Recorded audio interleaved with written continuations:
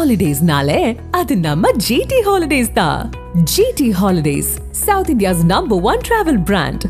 You know you are special when you're with GT Holidays.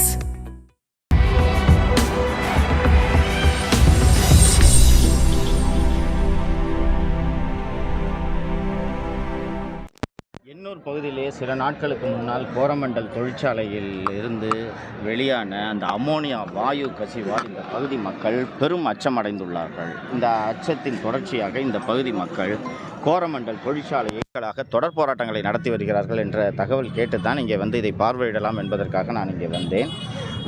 இந்த வாயு கசிவு ஏற்பட்ட அந்த குழாய்க்கு அருகே எல்லாம் சென்று பார்வையிட்டு வந்தேன். அந்த தொழிற்சாலை தற்காலிகமாக மூடப்பட்டு இருக்கிறது. இந்த தொழிற்சாலை நிர்வாகம், குறிப்பாக கோரமண்டல் நிர்வாகம், அந்த வாயு கசிவு ஏற்பட்ட இரவு 11 மணிக்கு அந்த நேரத்தில் மாவட்ட நிர்வாகம் 2-3 மணி நேரங்களுக்கு பிறகு மாவட்ட நிர்வாகமும் காவல்துறையும் வந்து உதவி செய்திருக்கிறதே ஒழிய இந்த தொழிற்சாலை நிர்வாகம் இந்த பாதிக்கப்பட்ட மக்களின் அச்சத்தை போக்குவதற்கோ இவர்களுக்கு ஒரு ஆதரவை தருவதற்கோ இந்த தொழிற்சாலை நிர்வாகம் எந்த விதமான நடவடிக்கையும் எடுக்கவில்லை என்பதை இந்த பகுதி மக்கள் தங்களது வருத்தங்களாக தெரிவிக்கிறார்கள். மேலும் இந்த வாயு கசிவு என்பது இந்த தொழிற்சாலையில் முதல் முறை ஏற்பட்டதல்ல. இதற்கு முன்பு பல முறை சிறு சிறு வாயு கசிவுகள் ஏற்பட்டுள்ளன. ஆனால் அந்த வாயு கசிவுகள் இரவு நேரத்தில் ஏற்பட்டதனாலும் வேறு திசையில் இருந்ததனாலும் இந்த வாயு கசிவு கிராமப்புற மக்களுக்கு பாதிப்புகளை ஏற்படுத்தாமல் போய்விட்டது.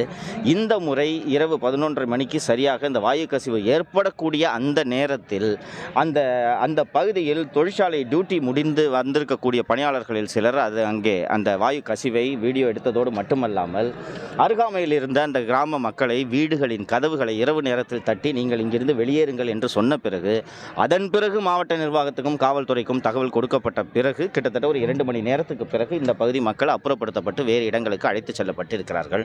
இந்த ஒட்டுமொத்தமாக இந்த இஷ்யூ எல்லாத்தையும் ஆய்வு பண்ணும்போது தெரிய வர ஒரு விஷயம் என்னென்னா, மாவட்ட நிர்வாகம் மற்றவர்கள் எல்லாம் இந்த மக்களை பாதுகாக்கிறதுல காண்பித்த இந்த அக்கறையை இந்த கோரமண்டல் இன்டர்நேஷனல் நிர்வாகம் எந்த விதமான அக்கறையும் காட்டவில்லை என்பது இந்த பகுதி மக்களின் குறையாக இருக்கிறது. அதே நேரத்தில் இந்த பகுதி மக்கள் இந்த தங்கள் கோரிக்கைகளுக்காக இதற்கு ஒரு நியாயம் வேண்டி ஒரு சில போராட்டங்களை முன்னெடுத்ததற்கெல்லாம் இந்த போராட்டங்களில் முன்னிற்கக்கூடிய நிர்வாகிகளையும் போராட்டம் நடத்தும் மக்களுக்கு உதவி செய்யக்கூடிய கிராம மக்கள் மீதும் காவல்துறை வழக்கு பதிவு செய்திருக்குது. இதுவரை யாரையும் கைது செய்யவில்லை என்றாலும் கூட வழக்கு பதிவு செய்திருக்கிறார்கள் என்பதே காவல்துறை இந்த கோரமண்டல் நிர்வாகத்திற்கு சாதகமாக செயல்படுகிறதோ என்ற சந்தேகத்தையும் அச்சத்தையும் ஒழிய இப்பகுதி மக்கள் கோரமண்டல் நிர்வாகத்தை செயல்படுவதற்கு விடமாட்டார்கள் என்பதுதான் இன்றைய நிலைமையாக இருக்கிறது. மீண்டும் ஒரு ஸ்டெர்லைட் உருவாகாமல் தடுப்பதற்கான நடவடிக்கைகளை அரசாங்கம் எடுக்க வேண்டும் என்பதை இந்த நேரத்தில் தெரிவிக்கிறார். காவல்துறை வேறு ஒன்றும் இல்லை, அரசாங்கம் வேறு ஒன்று. அரசாங்கத்தோட உத்தரவு தானே காவல்துறை மேம்படுத்தும். நீங்கள் ரொம்ப அழகாக சொல்கிறீங்க. நான் வேறு யார்கிட்ட நம்ம கோரிக்கை வைக்க முடியும்? அரசாங்கத்துக்கிட்ட தான் கோரிக்கை வைக்க முடியும். ஸோ ஒரு புறம் மக்களை காப்பாற்றுறோம், மக்களுக்கு உத்தரவாதங்களையும் ஒரு புறம் அளித்துவிட்டு மற்றொரு புறம் போராடும் மக்கள் மீதும் இந்த அரசாங்கம் வழக்கு போட்டு கொண்டிருக்கிறது என்றால் நிச்சயமாக மக்களுக்கு இவர்கள் மீது நம்பிக்கை இழப்பார்கள். ஸோ இந்த பிரச்சனையை ஒரு முடிவுக்கு கொண்டு வரணும். இன்னொரு ஸ்டெர்லைட்டாக இதை மாறுவதற்கு அரசாங்கம் அனுமதிச்சு கொண்டு இருந்துச்சுன்னா பெரும் சிக்கல் இந்த பகுதியில் உருவாகும். இவங்களோட பாதிப்பு மட்டும் இல்லாமல் மீன்கள், இறால்கள் அனைத்துமே விஷமாகி செத்து மிதக்குது. இவங்களோட வாழ்வாதாரம் அதுலேயும் பாதிக்கப்பட்டது. இங்கே இந்த அமோனியா கேஸ் லீக் நடந்த பிறகு பார்த்தா அந்த கரை ஒதுங்கிய மீன்கள், செத்து கிடந்த மீன்களோட வீடியோவெல்லாம் நீங்களும் பார்த்துருப்பீங்க, நானும் பார்த்தேன். குறிப்பாக இந்த வாயு கசிவு ஏற்பட்ட பிறகு கரையோர மீன்கள் சுத்தமாக இல்லாமல் மிகுந்த ஆழ்கடலுக்கு சென்று மீன் பிடிக்க வேண்டிய நிலைமையெல்லாம் ஏற்பட்டிருக்கிறது என்று இந்த பகுதி மக்கள், குறிப்பாக மீனவ மக்கள் தெரிவிக்கிறார்கள். அரசாங்கம் உடனடியாக இந்த பகுதியில், அதான் ஃபஸ்ட்டு நான் என்னோடய ப்ரையாரிட்டி மக்களை பாதுகாக்கணும். ஃபஸ்ட்டு மக்கள் தான் பிரதானம். ஸோ அந்த மக்கள் இந்த பகுதியில் வாழணும்னா மீன் வளம் இருக்கணும். மீன் இல்லைன்னா எதுக்காக அவங்க இங்கே இந்த வாயுக்கு நடுவில், நச்சுக்காற்றுக்கு நடுவில் குடியிருக்க போகிறார்கள்?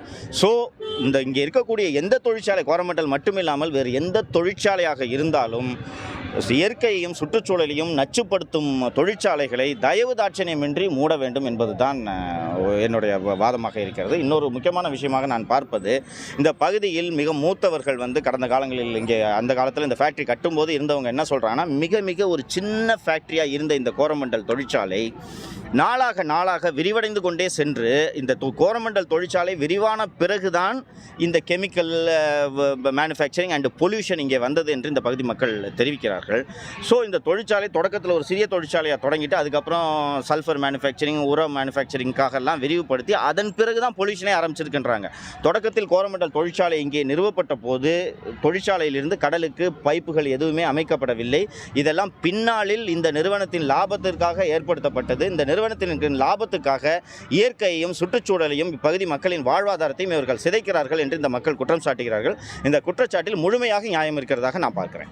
சார், இந்த ஒரு மாத காலமாக பார்த்தீங்கன்னா குறிப்பாக அந்த வடசென்னையில் எண்ணூர் பகுதியில் மட்டும் இந்த எண்ணெய் தேங்கு, இந்த பாய்லர் சம்பவம், இந்த மாதிரியான சம்பவங்கள் வந்து மாசு கட்டுப்பாட்டு வாரிய அதிகாரிகள் சரியாக செயல்படுறதை சுட்டி காட்டுறாங்க. இல்லை, மாசு கட்டுப்பாட்டு வாரியங்கள் சரியாக செயல்படுதுன்ட்டு சொல்ல முடியாது. நீங்கள் மாசு கட்டுப்பாட்டு வாரிய அதிகாரிகள், குறிப்பாக தமிழகத்தில் இருக்கக்கூடிய மாசு கட்டுப்பாட்டு வாரிய அதிகாரிகள் அவர்களுக்கு கிடைத்திருக்கக்கூடிய அந்த பதவி தொழிற்சாலைகளிடம் லஞ்சம் வாங்குவதற்காக மட்டுமே என்ற நினைப்பில்தான் அவர்கள் இருக்கிறார்கள்.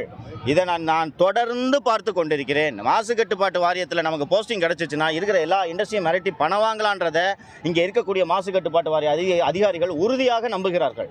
அவர்கள் தொடர்ந்து வந்து எல்லா இடங்களிலும் மாசுபடுத்தும் தொழிற்சாலைகளை ஆய்வு செய்திருந்தால் இது போன்ற தொழிற்சாலை விபத்துகள் ஏற்படாது. அதனால் மாசு கட்டுப்பாட்டு வாரிய அதிகாரிகள் லஞ்சம் வாங்குறதை தவிர வேறு எந்த வேலையும் செய்கிறதில்லைன்றதாங்க என்னோட குற்றச்சாட்டு.